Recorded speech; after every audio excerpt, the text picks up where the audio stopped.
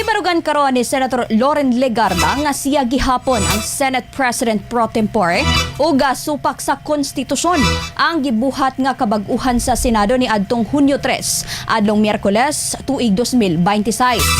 Sa usa ka video online, gipasabot ni Legarda nga wala sab nagsubay sa batakang balaod ang pagdeklarang bakante o pagtudlo o bag-ong chairperson sa mga committee.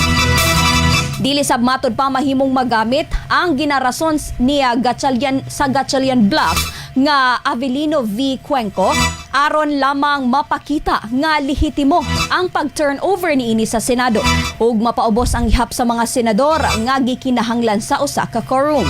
Dugang pa ni Legarda nga outdated na ang maong kaso sanglit nagsubay pa kini sa 1935 Philippine Constitution. Atong paminawon tipik sa pamahayag ni Senator Loren Legarda.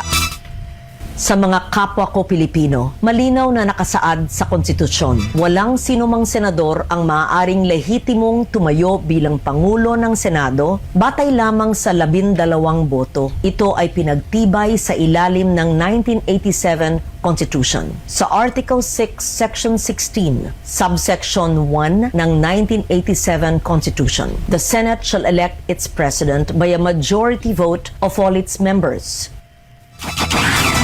Matod ni Legarda nga ang konstitusyon usa ka proseso sa demokrasya sa Pilipinas ug angay kining barugan alang sa kapakanan sa nasod Pilipinas ingon man sa Senado.